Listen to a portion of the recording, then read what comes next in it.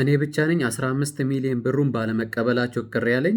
አግማስ ኢትዮጵያ ወርቁ አይተነው የሰጣቸውን 15 ሚሊዮን ብር እንደማይቀበሉ ዛሬ በመግለጫቸው አስታውቀዋል። ለዚህም ምክንያት ያደረጉት የእኛ ድርጅት ከየትኛውም ፖለቲካና ሃይማኖት ገለልተኛና ነፃ የሆነ ስለሆነ ከእሱ አንቀበልም ብለዋል።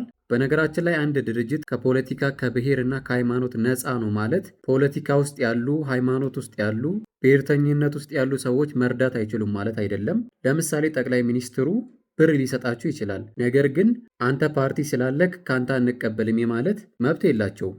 ለምሳሌ የኢትዮጵያ ኦርቶዶክስ ተዋሕዶ ቤተክርስቲያን ልትረዳችሁ ትችላለች። ነገር ግን እኛ ከሃይማኖተኛ አንቀበልም ማለት አትችሉም።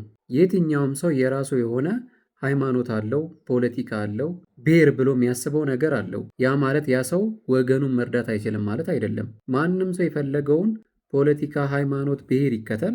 ነገር ግን መርዳት እስከፈለገ ድረስ፣ ለህዝቡ መድረስ እስከፈለገ ድረስ ሊፈቀድለት ይገባል ብዬ አስባለሁ። ያ ካልሆነ ግን እስካሁን ድረስ ቢያንስ ከ1000 ሰው በላይ በዚህ እርዳታ ላይ ተሳትፏል ብዬ አስባለሁ። እነዚህን ሁሉ ሰው እንዴት ታውቃላችሁ? ምን ያስቡ? ፖለቲካቸው፣ ብሔራቸው፣ ሃይማኖተኝነታቸው ምን ይሁን በምን ታውቃላችሁ? ወርቁ አይተነው ይህንን ገንዘብ የረዳው ለህዝቡ እስከሆነ ድረስ፣ ለሰላም ህዝቡ እንዲጠቀምበት እስከሆነ ድረስ፣ ለየትኛውም ፖለቲካ ለየትኛውም ብሔርተኝነት ብሩን እስካልሰጠ ድረስ ቢቀበሉትና ለህዝቡ የሆነ ነገር ቢያደርጉለት የተሻለ ነው ብዬ አስባለሁ። 15 ሚሊዮን ብር የሚናቅና አንፈልግም የሚባል ገንዘብ አይመስለኝም።